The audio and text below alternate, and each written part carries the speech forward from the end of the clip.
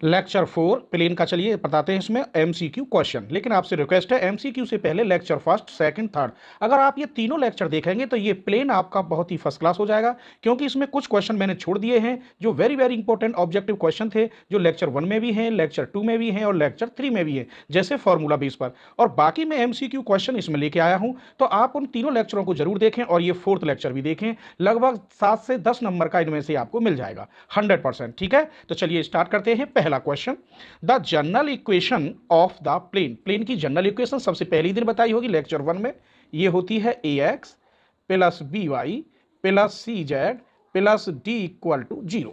ठीक। दूसरी, the plane L X plus M Y plus N Z बराबर P is A, ये कौन सी फॉर्म में है? ये नॉर्मल फॉर्म कहलाती है, नॉर्मल फॉर्म। ये नॉर्मल फॉर्म में प्लेन की इक्वेशन है। ठीक। तीसरा क्वेश्चन देखिए, a plane cuts intercept form. Intercept form में प्लेन की इक्वेशन क्या होती है वो भी लिख देते हैं, X upon A plus Y upon B plus Z upon C equal to 1। ये इंटरसेप्ट में प्लेन की इक्वेशन होती है।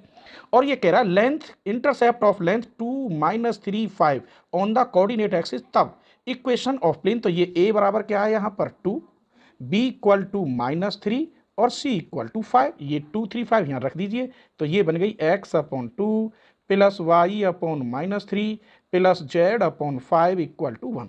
इसका एलसीएम लेके मल्टीप्लाई कर सकते हैं, एलसीएम आ गया इसका 30, तो ये बन गया 15x minus 10y plus 6z equal to 30। ऐसे ही सॉल्व हो जाता है। ठीक है। क्वेश्चन 4 देखिए, the direction ratio of the normal form to the plane, ये दे रखी है। तो डायरेक्शन रेशो क्या होते हैं? ए बी सी, तो इसकी direction ratio A B C. इस क्वेश्चन को देखिए, क्वेश्चन नंबर 5, ये दे रखा है is the intercept form on the Y axis. सबसे पहले इसे इंटरसेप्ट फॉर्म में प्लेन की इक्वेशन बनाएंगे। अभी यहाँ दिखाया था मैंने 1 होता है, इसका मतलब इसमें 60 की पूरे में डिवाइड कर दो, तो ये 4x upon 60 plus 6y upon 60 12z upon 60 equal to 1। तो ये बन गया x upon 15 y upon 10 Z upon 5 equal to 1। तो इंटरसेप्ट वाई एक्सिस पर ये होता है वाई का 10 हो गया, तो मैंने लिख देता हूं कितना आंसर है इसका 10। यहाँ जेड एक्सिस होता तो 5 हो जाता, एक्स एक्सिस होता तो 15 हो जाता। चलिए क्वेश्चन 6 देखते हैं। तो क्वेश्चन कह रहा है the plane B Y plus C Z plus D equal to 0 is a plane parallel to, यहां में एक्स बराबर 0 है तो इसका मतलब पैरेलल टू एक्स एक्सिस। अब हम यही लिखे देते हैं, जगह खाली है, पैरेलल टू वाई एक्सिस होता तो क्या इक्वेशन होनी चाहिए? A X plus C Z plus D equal to 0। ये पैरेलल टू क्या हो गया? Y axis. अगर ऐसे होती A X plus C Z plus D equal to 0, तो ये पैरेलल टू वाई एक्सिस हो गया। आइए क्वेश्चन 7 देखते हैं। The equation of the plane through the, ये 1 पॉइंट से, एक पॉइंट से पास होने वाली प्लेन की इक्वेशन क्या होगी? क्योंकि एक ही पॉइंट तो है, तो equation of plane passes through 1 point.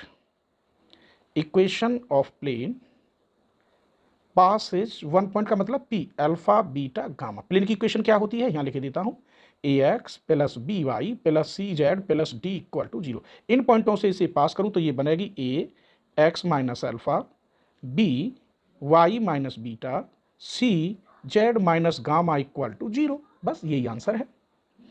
8वां question देखिए, the angle between the planes, दो प्लेन दे रखे हैं, इनके बीच में एंगल आप कैसे निकालेंगे? तो ये मैंने लेक्चर 2 में पढ़ाया है, आप अच्छी तरह करेंगे इसको। ठीक है, वैसे मैं लिख देता हूं formula, cos theta equal to होता है A dash B B dash C C dash upon under root के अंदर A square B square C square, और यहाँ ए डैश का स्क्वायर बी डैश का स्क्वायर सी डैश का स्क्वायर। चलिए जगह खाली वैल्यू रखे देते हैं। ए डैश 4 तिया 12 है, बी बी डैश माइनस के 4 तिया 12 है, और सी यहाँ है ही ना ऑलरेडी 0, अपॉन कितना भी हो यहाँ 3 तिया 9 प्लस 4 चौक 16 प्लस, अच्छा यहाँ 5 जेड है, ये 52 है, 52 है चलो, और यहाँ कितना है 3 4 16, और दूसरे का अंडर रूट के अंदर 4 चौक 16 प्लस 3 तिया 9 प्लस 1। देखिए 12 से 12 कट के ऊपर 0 है वो टोटल, तो ये कितना हुआ 0। कॉस थीटा में 0 कब होता है? cos theta equal to cos 90, it follow that theta equal to pi by 2। ये मैंने सॉल्व भी कर दिया, लेकिन आप लेक्चर 2 देखेंगे तो बहुत अच्छी तरह समझ में आएगा, क्योंकि लेक्चर 2 में ही मैंने ये पूरा डिटेल में समझाया है कि ये एंगल कैसे निकालते हैं, अगर दो प्लेन पैरेलल हो तो हम कैसे बनाते हैं, प्लेन परपेंडिकुलर हो तब कैसे करते हैं। ठीक है, चलिए देखते हैं नेक्स्ट क्वेश्चन। क्वेश्चन नंबर 9 देखते हैं। The distance between the parallel, दो प्लेन दे रखे, इनके बीच की डिस्टेंस कैसे निकालते हैं, मैं शॉर्ट में ही बताऊंगा। तो पी डिस्टेंस निकालेंगे इससे, यहाँ 0, यहाँ रखेंगे 0, ओरिजिन से डिस्टेंस निकालते हैं 0 प्लस के 4 अपॉन अंडर रूट के अंदर इनके कोफिशिएंट का वर्ग 1 प्लस 1 प्लस 1, अर्थात 4 अपॉन अंडर रूट 3। आप ढंग से इन्हें देखेंगे तो लेक्चर 2 जरूर देखें, वहाँ मैंने ये सारे फॉर्मूले लिखे हैं, पहले इसका फॉर्मूला लिखा है, फिर एग्जाम्पल दिए हैं। ठीक है, इसकी डिस्टेंस निकालता हूँ, ये P1 मान लो, इसकी P2, तो यहाँ 0 0 0, यहाँ 7 आ जाएगा ऊपर की तरह, और ये 1 2 3, यहाँ भी 3। अब पैरेलल डिस्टेंस का मतलब है बड़े में से छोटा घटाते, मैं ये सान बना रहा हूँ पैरेलल डिस्टेंस, इसका मतलब P2 माइनस P1, 7 में से 4 गई तो ऊपर 3 अपॉन अंडर रूट 3, कट के कितना आया अंडर रूट 3। तो इसकी जो पैरेलल डिस्टेंस निकलेगी वो कितनी निकलेगी, इज अंडर रूट 3। अब कोई भी क्वेश्चन हो ऐसे ही निकालते हैं, मानो इस पर हम परपेंडिकुलर डिस्टेंस डालेंगे ओरिजिन से, इसकी भी निकालेंगे, जो सी बड़ी डिस्टेंस होगी उसमें से छोटी माइनस कर देते हैं। आइए क्वेश्चन नंबर 10 देखते हैं। Is the equation passes through, ये इक्वेशन बची है, इसमें d बराबर है नहीं, d इक्वल 0, तो ये 100% ओरिजिन से पास हो रही होगी, क्योंकि ओरिजिन से पास होने पर उसमें d नहीं आता। जैसे यही प्लेन है, ओरिजिन से पास होने का मतलब है ये प्लेन को 2x minus 0 plus 4y minus 0 plus 7z minus 0, ऐसा ये हो गया ओरिजिन से पास। फिर भी ये यही आई लो 2x plus 4y plus 7z equal to 0, इसका मतलब किससे पास है रही है, ये ओरिजिन से। क्लियर, समझ में आ रहा है। आइए क्वेश्चन नंबर 11 देखते हैं।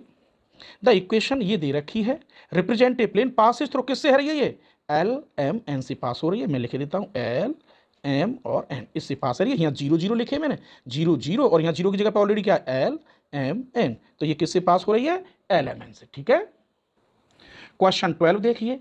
Equation to a plane in intercept form, intercept form में प्लेन की इक्वेशन तो यही होती है, x upon A plus Y upon B plus Z upon C equal to 1। Equation to a plane in normal form, की मैंने लिखी ना है लाइन, नॉर्मल फॉर्म में क्या होती है, लो L X plus M Y plus N Z equal to P, ये नॉर्मल फॉर्म हो गई। The number of arbitrary constant in general equation to a plane, plane की जनरल इक्वेशन ये होती है A X plus B Y plus C Z plus D equal to 0। जो X Y Z के coefficient है वो कांस्टेंट माने जाएंगे, यहाँ ये तो डिस्टेंस है, तो 1 2 3, तो कितने नंबर है गए इसके, 3 हो गए।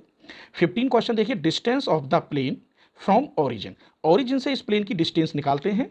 ठीक है, तो कैसे निकालेंगे, P बराबर ओरिजिन, यहाँ 0 रखेंगे, यहाँ 0 रखेंगे, यहाँ भी 0 रखेंगे, प्लस के 14, और अंडर रूट के अंदर एक्स वाई जेड के कोफिशिएंटों का वर्ग, 2 दूनी 4, 3 तिया 9, 6 छिंग 36, ऊपर 14 बटे 7 कितनी है गई, 2 है गई।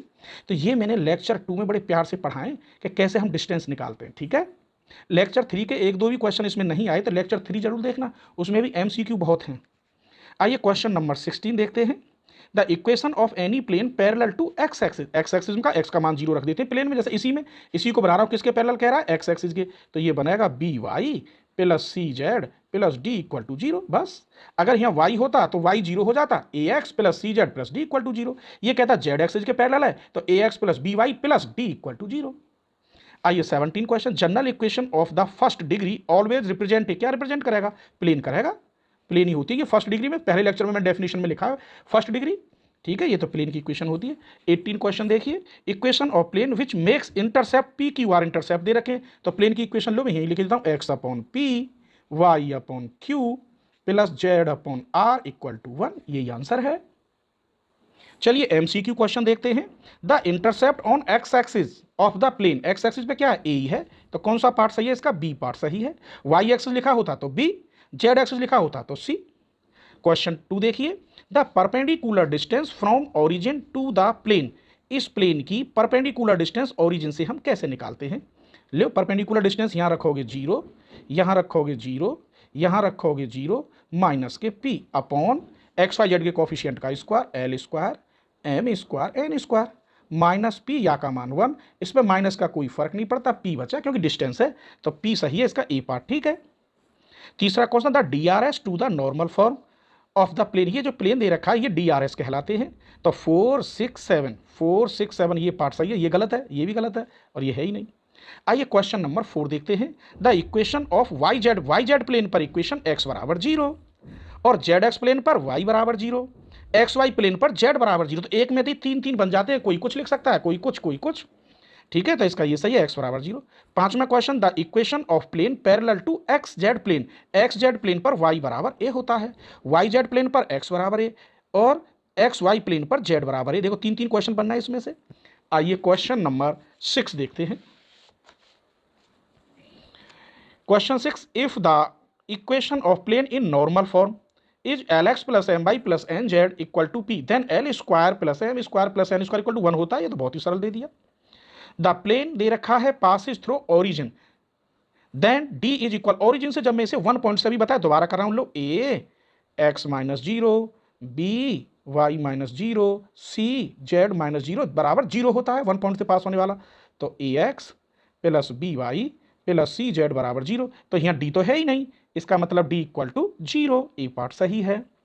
द परपेंडिकुलर, मैंने ये परपेंडिकुलर लिख दिया, the perpendicular distance from origin to the plane, ये इस प्लेन पर इन पॉइंटों से लंबिक दूरी डालो, देखो इनमें कौन सा सही है। तो P इक्वल टू 0 0 से डालना है, यहाँ x तो है ही ना, y की जगह पे रखोगे तो 0, z भी यहाँ नहीं है, क्या बचा प्लस के d अपॉन में XYZ के कॉफिशिएंटों का वर्ग, x है ही ना, y का कॉफिशिएंट है b का वर्ग और z है ही नहीं, तो कितना बचा ऊपर d नीचे केवल b, तो d अपॉन b, ये पार्ट सही है। क्वेश्चन नंबर 9 देखिए, द प्लेन्स दे रखी है एंड ये आर परपेंडिकुलर इफ, तो मैंने बताया जब दो प्लेन दे रखी हो, if a dash B B dash plus c C dash equal to 0 आ जाए तो दावे के साथ दोनों प्लेन एक दूसरे के परपेंडिकुलर, तो इसका मतलब बी पार्ट सही है। ठीक है। Question number 10, the angle between the plane, दो प्लेन दे रखे हैं, इनके बीच में एंगल, ये आंसर सही है और ये लेक्चर 2 में सॉल्व हो रहा है, आप देख सकते हैं डिटेल में निकाला विद फॉर्मूला के। The equation of the plane, 3 पॉइंटों से, जब 3 पॉइंट दे रखे हो उस समय हमें प्लेन की इक्वेशन कैसे निकालेंगे, लेक्चर 1 में मैंने बाकायदा ये सॉल्व करके प्रूफ करके दिखाया है, आप इसे लेक्चर 1 में देखेंगे और चेक करेंगे इसका कौन सा आंसर सही है। क्वेश्चन 12 देखिए, intercept made on the axis by the plane, चलिए हमें पहले तो इंटरसेप्ट वाली इक्वेशन तो 12 की हमें डिवाइड करनी होगी क्योंकि यहाँ 1 होना चाहिए, तो 12 की डिवाइड करेंगे तो x अपॉन 6, यहाँ में करेंगे तो y अपॉन -4, इसमें करेंगे तो z अपॉन 3 इक्वल टू 1। 12 की यहाँ में डिवाइड, तो 6 - 4 3 होनी चाहिए, 6 - 4 ए पार्टी सही है, बाकी सब गलत। 13 क्वेश्चन देखिए, the equation of the plane through and parallel to, इसके कहने का मतलब है जब पैरेलल हो या तो पॉइंटों से पास होने के बाद परपेंडिकुलर भी होता है, लेकिन यहाँ पैरेलल है, डायरेक्ट मैंने पहले लेक्चर में बताया, इसे इससे पास कर दो बस वही आंसर होगा, तो इसे इससे पास कर रहा हूँ। 3x - 1 plus 4y - 2 - 5 z - 3 equal to 0। हल करो इसे, 3x - 3 plus 4y - 8 - 5z plus के 15 मल्टीप्लाई करोगे इक्वल टू 0।